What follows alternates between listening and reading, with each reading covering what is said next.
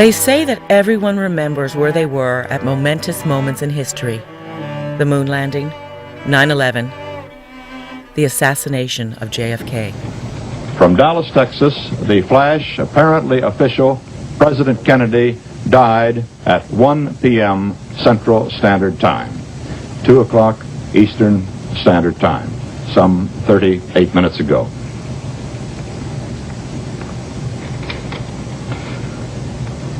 Vice President Lyndon Johnson has left the hospital in Dallas, but we do not know to where he has proceeded.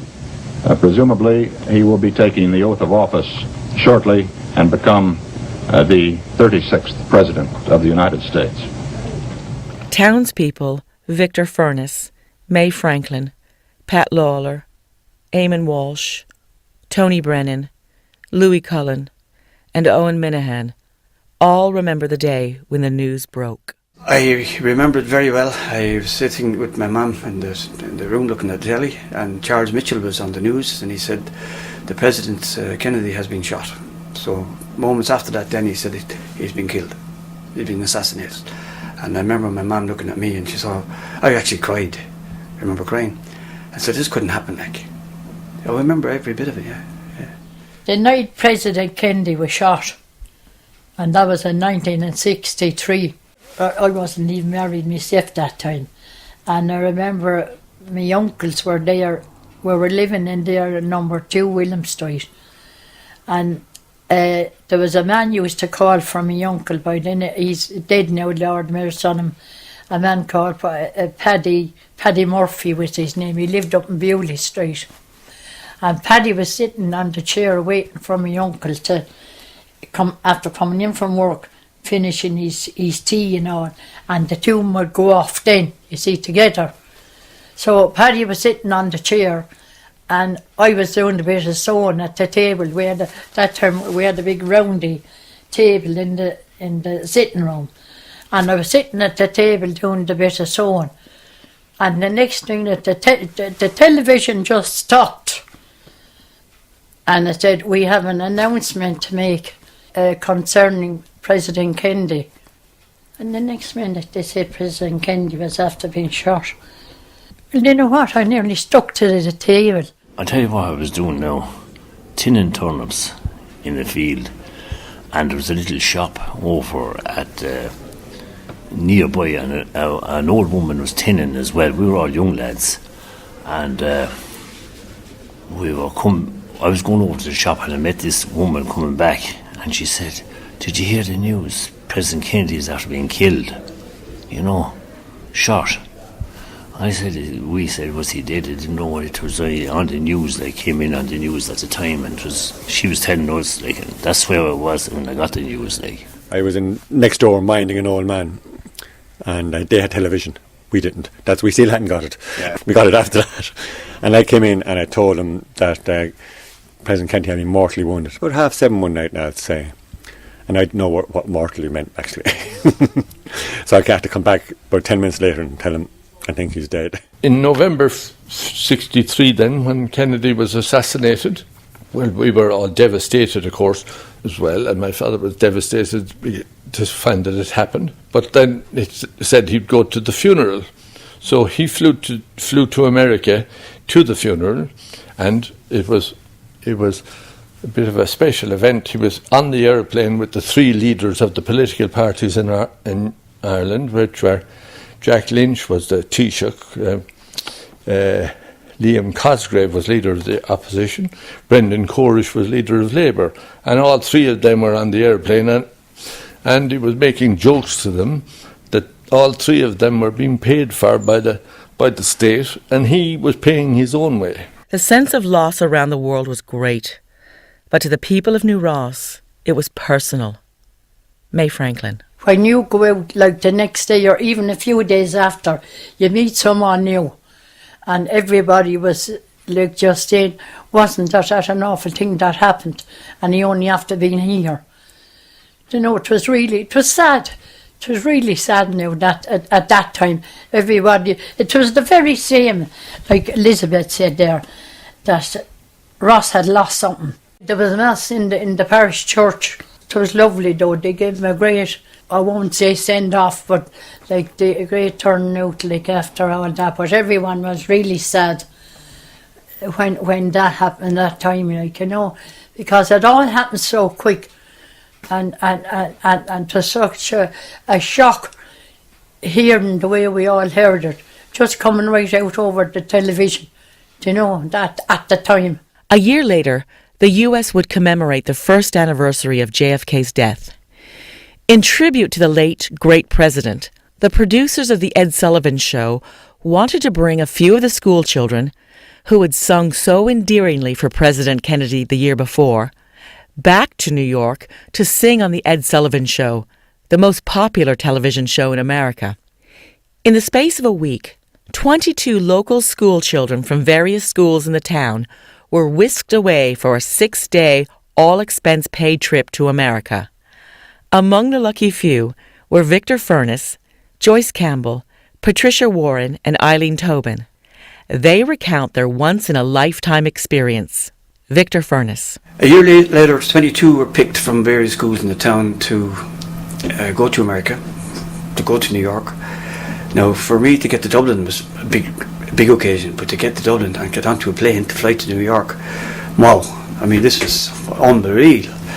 And then to sing live on the Ed Sullivan Show, and we showed a clip of it afterwards, and we were shown individually singing. And I remember the guy that was on the show at the same time was Tony Bennett. He was on the same show, and we sang The Boys of Wexford and Kelly the Boy from Killan. We had an interview with himself. I mean, that was a momentous occasion. That was, I mean, to be brought around there in New York, the Empire State, and went down to where the Kennedys, Baltimore, in there. It was absolutely out of this world. I mean, there's something you'll always treasure. How did that come about? Father Jackie Power, who was the choir master, and he put it together.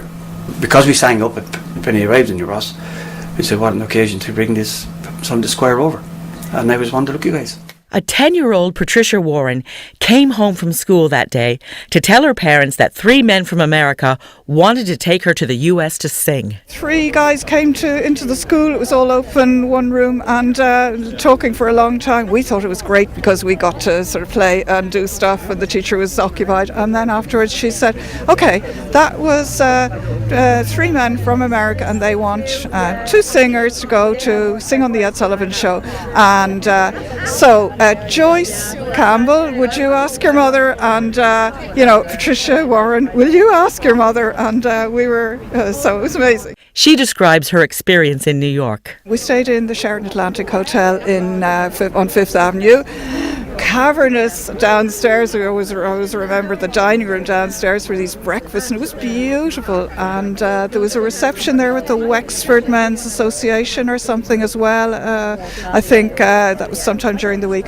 And they took us to Empire State Building, Macy's, Statue of Liberty, and all of these. It was fabulous. Eileen Tobin couldn't believe the amount of television channels available to her in her hotel room. There were so many channels, like in America, right? About 300 channels, and we were ringing from one room to the other. Oh, look what's on this channel, look what's on the other. I mean, we only have blooming RT1 in Ireland. Oh, it was so hilarious.